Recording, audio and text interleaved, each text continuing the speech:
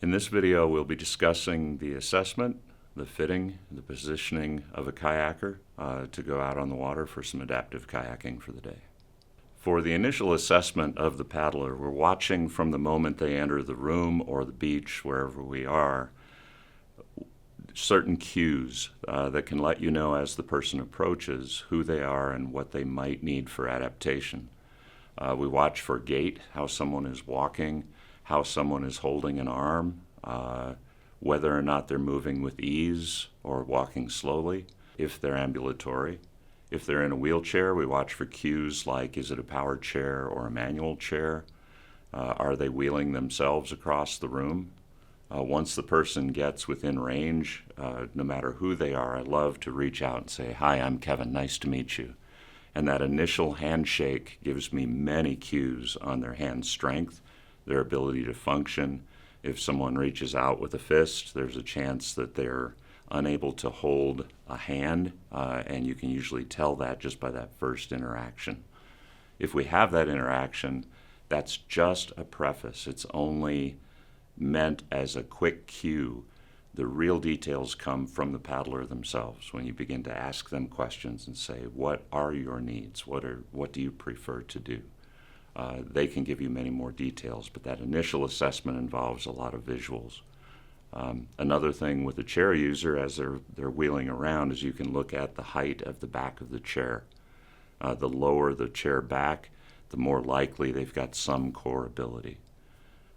So just watch for those visuals, see what you pick up on, don't get locked into them, and have yourself open to what their concerns are and what their needs are. They'll tell you. Let's talk about safety, positioning, stability, and power on the water.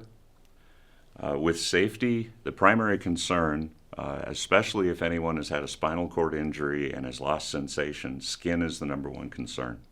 We want to make sure the skin is protected at all times. This is a water sport, so water is involved. Anytime you add water into the equation with skin, it becomes even more important that there are no hard surfaces, sharp edges, anything that can impinge on the skin, because that can cause a wound that takes a very long time to heal. We want to do everything to avoid that. So everything about the setup here involves protection of the skin. Primarily, we have to do that, number one. Secondary, we need to provide as much support as we can without getting in the way of the paddler. So that's why that evaluation is so important, is that we need to know the paddler's needs before we overset up. We can always remove pieces, but if we're going on the water and there's a chance the paddler could tip, we want to make sure that that paddler is stable to start with. So first, stability for first entry into the cockpit. All of these components are made to provide that stability with safety. All of the cushioning that comes with the kayak is usually insufficient for skin protection. The ischial tuberosities, or the ITs, the butt bones as most people would call them, have a tendency to pinch on the skin. So we want to make sure there's plenty of cushioning, and there's generally not enough in a standard seat. We like to add what's called a Sweet Cheeks from Jackson Kayak. It's a beaded foam cushion that, as you sit on it, expels the air. When you close the valve, it holds the shape. So it's what you would refer to as a mapping cushion.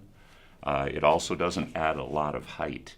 If you add a very thick cushion in the bottom of a kayak, what you're doing is raising the paddler's center of gravity.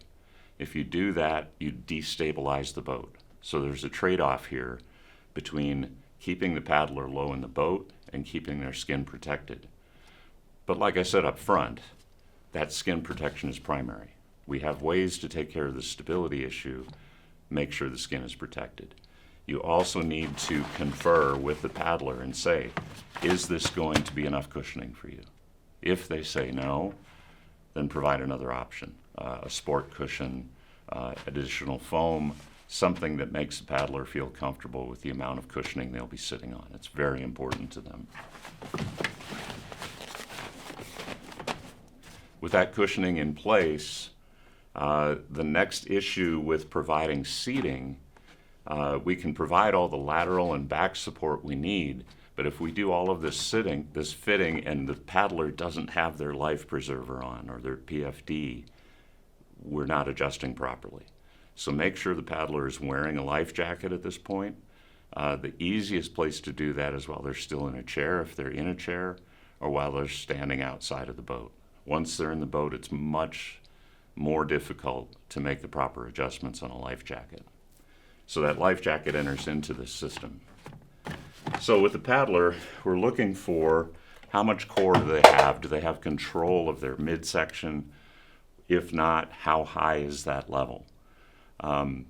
With someone in a chair, you're also looking at hand function, but we'll go into that next. For now, we want to talk about the core.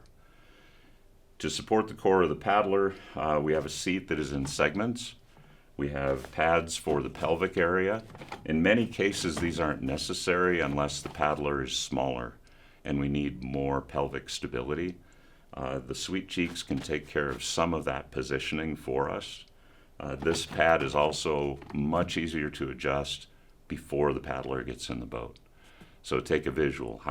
What is the size of the paddler? What size do we need in here to have clearance for them to sit? Because the adjustment for this is behind the seat, and it's very difficult to reach with the paddler in the boat. So if you don't need them, take them out, throw them in the hatch in the back, call it good. If you do need them, make sure you do that adjustment before the paddler gets in. Moving up, the upper part of the seat has a pin that controls whether it's there or not, and it's adjustable in height. So depending on the height of the paddler, this can also be adjusted up and down. It can be removed if they don't need it. The upper seat does add a great deal of comfort and stability for anyone. If they don't need the lateral support, there are pins that can be removed, and these lateral supports can be taken out. And at this point, you just have a very comfortable high back seat. When a paddler does need lateral support, the lateral pads are adjustable in 1-inch increments in the back by inserting the pin through the holes in the structure of the seat.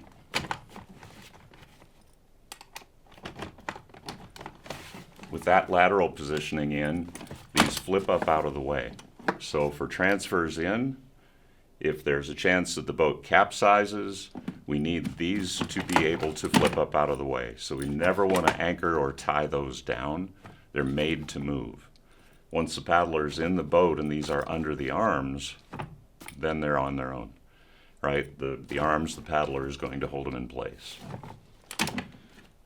So as the paddler comes into the boat, we flip these down under the arms. We start looking at what is their comfort level. Do they feel good in the boat? If they are without core, we never ever, under any circumstance, strap a paddler into the boat. It's dangerous. We don't do it. Don't do it.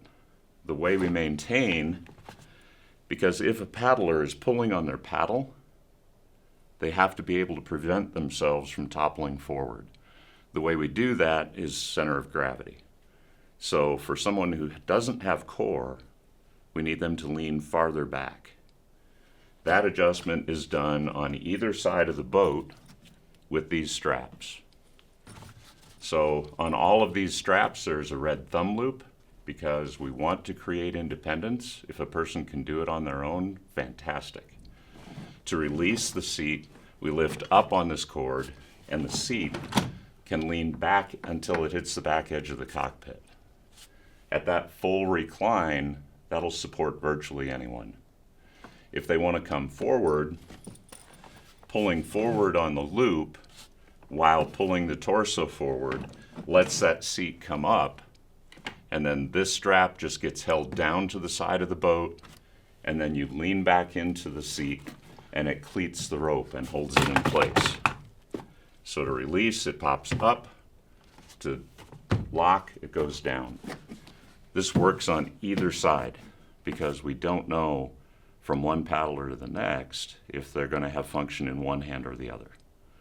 So either side will work, but one of the sides has to be cleated. If they're both uncleated, you're just pulling a cord through a hole. Okay, so cleat one side, the other side will function for the tilt. So notice if we're all the way back, we've created the stable environment for a high-level injury, but the side laterals have come up, and they're tending to get up high into the armpits. On all of these seats, if you squeeze in on the pads and then rotate down, these pads come down out of that position. And I actually like this position overall for general use. All four of these pads are the same, so they can all do it in either direction. So with that tilted fully back, with the pads down, laterals adjusted in, we want contact and stability, but not squeezing. The other thing to make sure of, these are made as thin as possible with smooth, slippery fabric on the outside and cushion on the inside. The PFD enters into this, the life jacket. Make sure they've got cushioning at every point that they're contacting the boat.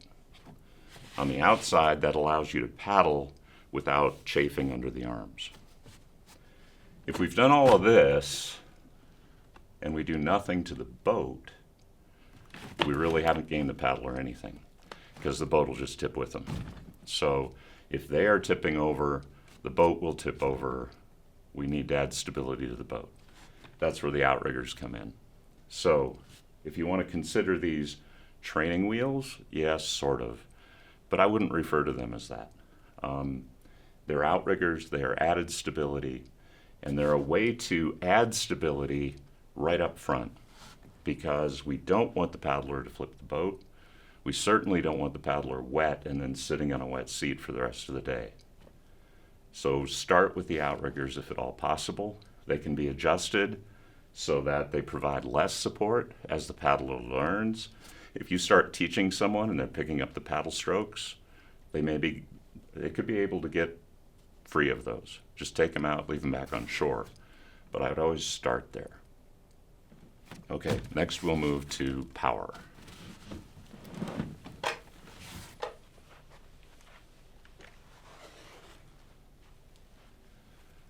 So during the initial evaluation, we spoke with the paddler, we shook their hand, we got some idea of how well the hand functions, or if they have a hand. We can compensate for almost anything.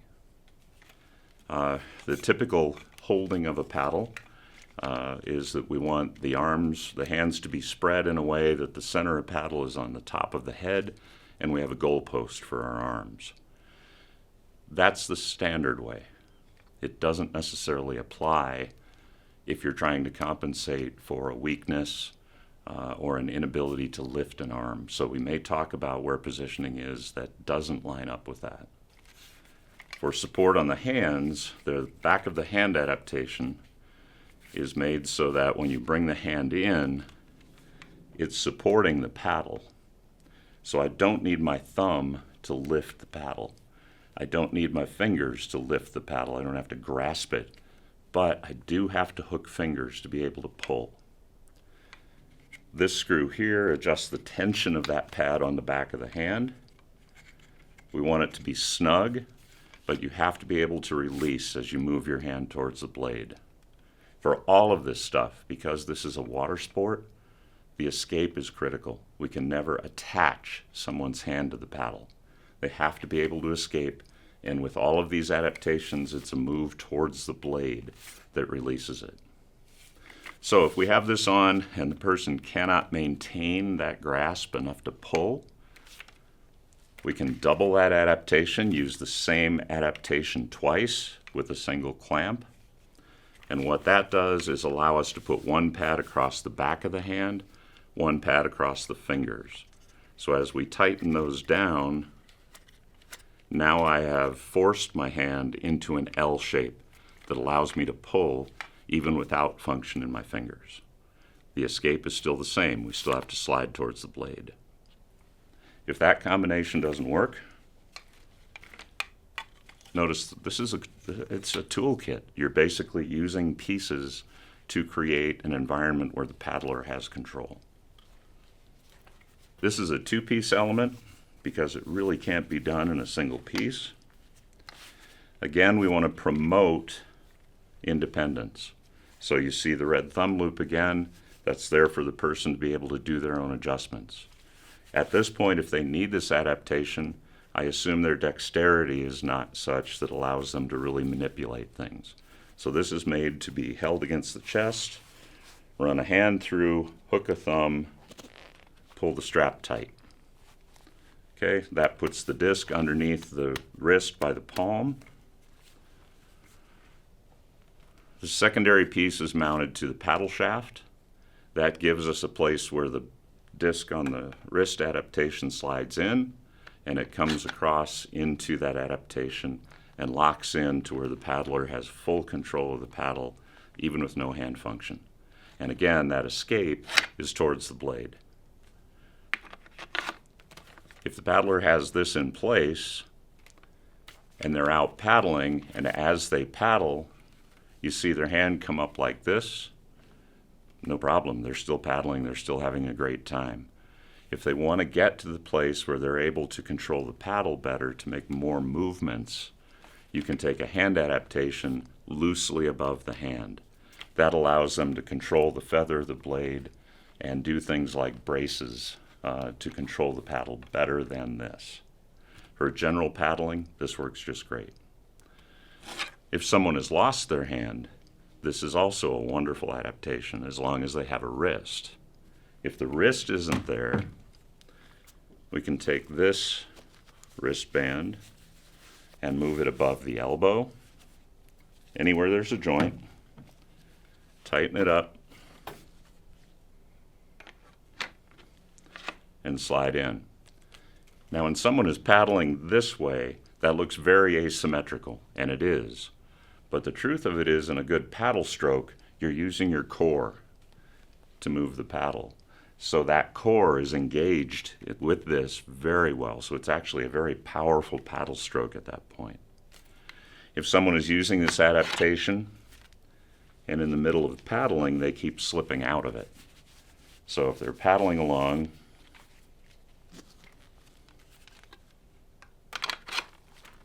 and as they're paddling, they find themselves dropping the paddle or slipping out, take the adaptation and move it farther towards the blade.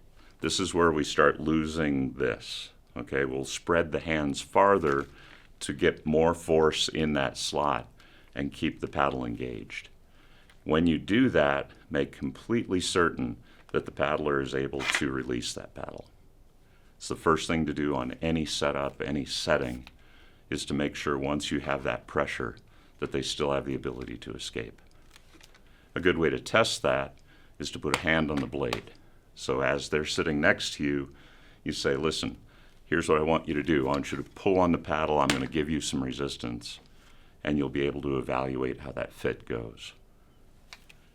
If the paddler is missing an arm or has hemiplegia and doesn't have use of one half, or just generally cannot lift this paddle, in many cases you'll find that a paddler, if you see someone paddling and you notice that they're hitting the boat repeatedly and they're having a hard time getting that blade, that downside blade, it's not getting in the water, most of the time it's because they can't get the paddle up high enough on the offside.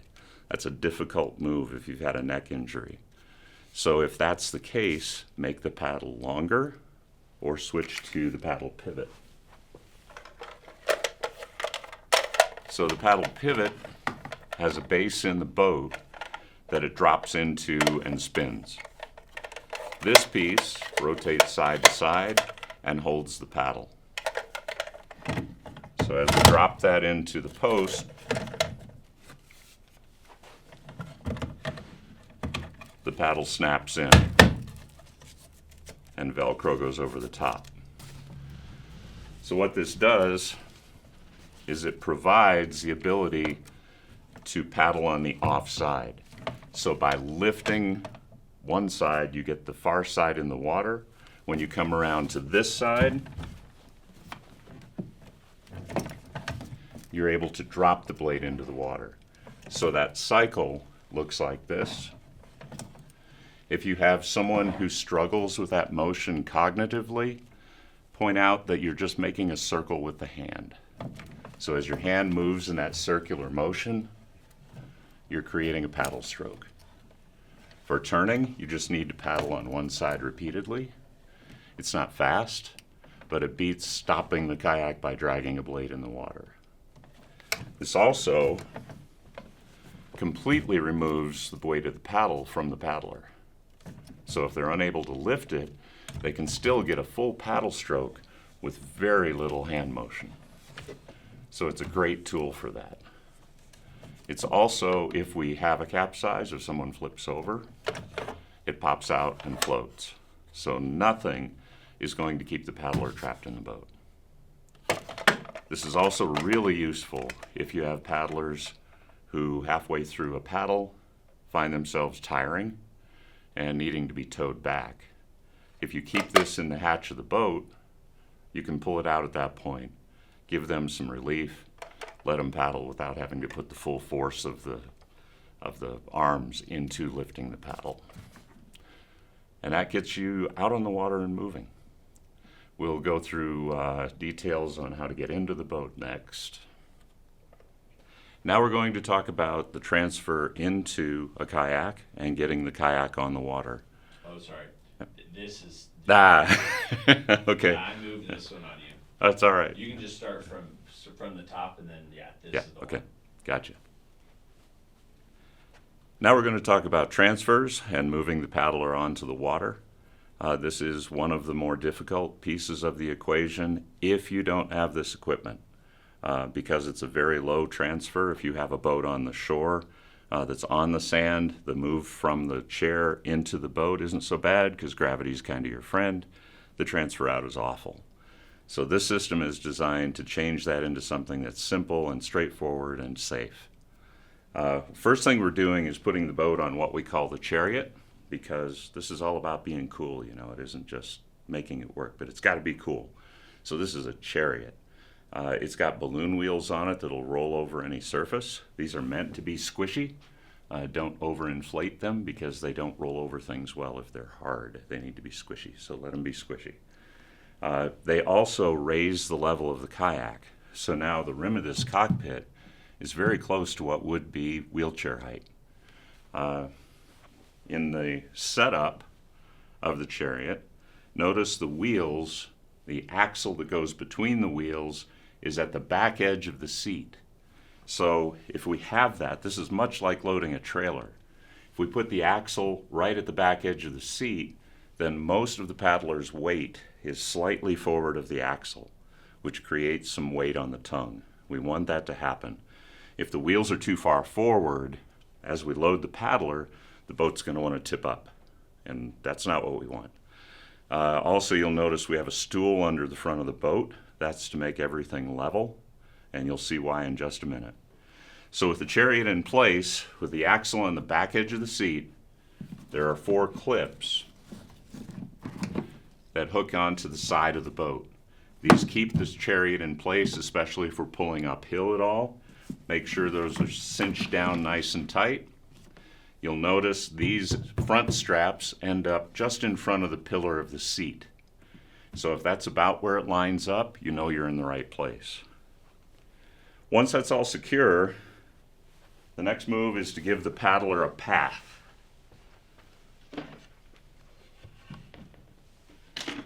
So the transfer bench goes over this.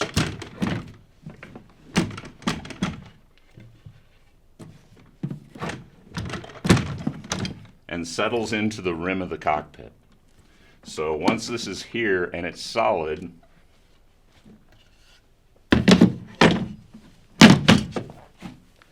we place the board here. Now we have a path for the paddler to get from their chair to directly above the seat in the boat. So Chelsea, if you wouldn't mind. This is our volunteer, Chelsea. And we do understand this is about wheelchair transfers, but we're just giving you the technique here. So forgive us, but for now, we're just going to show it using Chelsea, and you'll get the idea. So as Chelsea transfers from her wheelchair, it should be roughly the height of this bench. Okay, notice the handle on the bench was out at an angle, gives her a clear path. Once she gets to this place, everybody's transfer is their own, so this is the recommended way, but I've seen many different people do it different orders. From here, I would recommend moving legs into the boat one at a time. Some like to get further over the seat to do that. I find it easier here. Also, if you're a volunteer here, really important things about transfers. Make sure that you're not touching the person during the transfer. That's like moving a kayak while they try to carry it. The transfer is their own. You can spot someone, but don't touch. The best place to spot is from right here. You've got access to the paddler. You can catch if anything goes wrong. Once Chelsea is in place, she's going to pull that handle towards her until it drops into the hole, and then she will lift her backside just slightly, and I'm going to pull the board out from under. As I do this, notice I'm lifting it. Just at an angle that helps guide her into the seat and protects her from the seat back on the way in. It may be a good idea. You notice as I did that, you're starting to come into someone's personal space. So let them know what you're doing. You're grabbing the seat from behind their backside, and you can even do a 1, 2, 3 countdown so that you're coordinated on that. This works really well on the way in. Once she's in,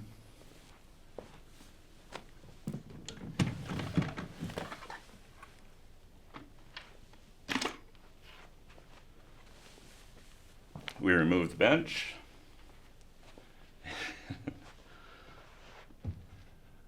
And I'm able to lift the boat with one hand because all of her weight is on that axle. We can then roll down to the beach. As you're rolling down, it's best to roll backwards. So take the outriggers first. That does several things because usually as you're rolling, notice Chelsea's tilted at an angle, so she's leaning back into the seat.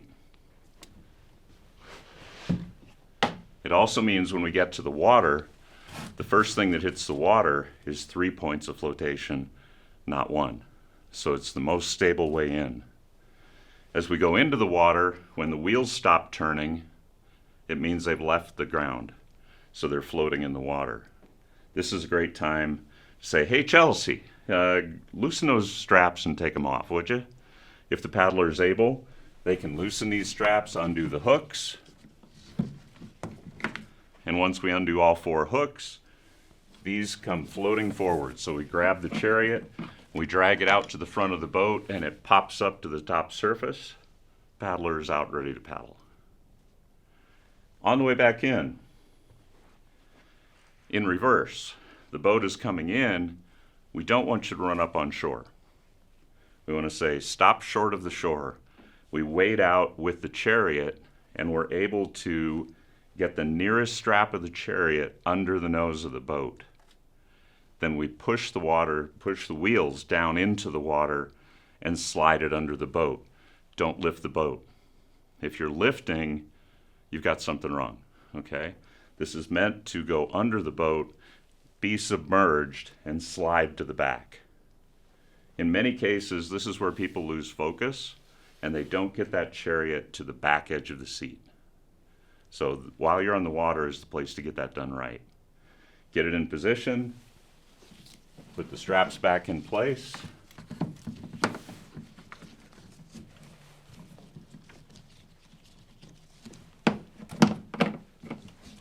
And then we can wheel back up the shore. If it's a steep shore, or you have smaller volunteers or a larger paddler, we can also take straps and wrap them around the base of the outriggers on the back. We don't want to hook to the arms of the outriggers out here. We need to go around the base of the outrigger because that's the most firmly anchored. If we bring that strap up here, sort of in a belay position, but with kayaks, we can have one person on each side. The strap is long enough, you can have a conversation on the way up. Watch the face, watch for the and know that it's time to have a conversation and say, this is going to be okay. One person on the front, one on each side, and up the beach you go. When we come out of the boat, it's the entire thing in reverse. So we did the same thing on the way in. Now we're going to bring the bench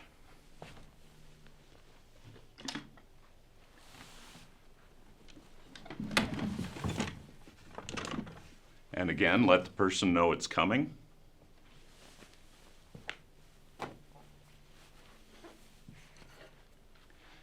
Now, this is the most difficult part of the transfer because it's the largest lift. If someone can't do this full distance, we take a piece of 2-inch mini cell and have it to be able to put under the paddler as they lift, just to lift a little bit at a time. For those who can do it, I'm going to take this board and actually set it on the rail here, right behind Chelsea. So as she gets high enough, I'm going to be ready to get under her so she doesn't have to go too high. So on 3, 1, 2, 3, and sit. Okay, always have that communication. What's beautiful about that is now she's only gone straight up and down, straight side to side. From here, she moves the handle out, and she can either slide or move feet.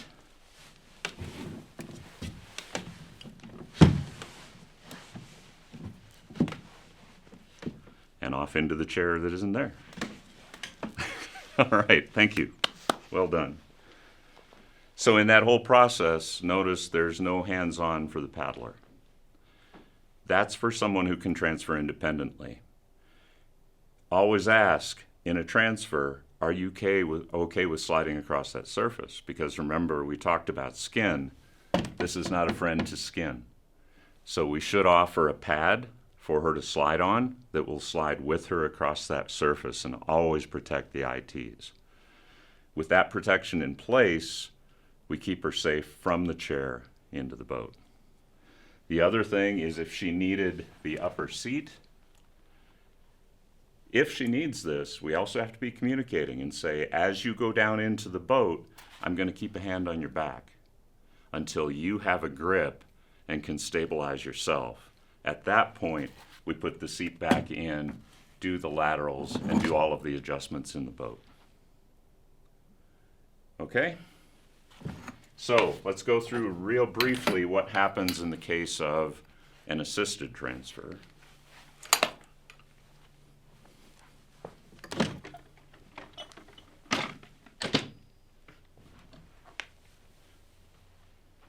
So now we're going to assume that a paddler is not able to transfer, and we need to provide the lift to do that.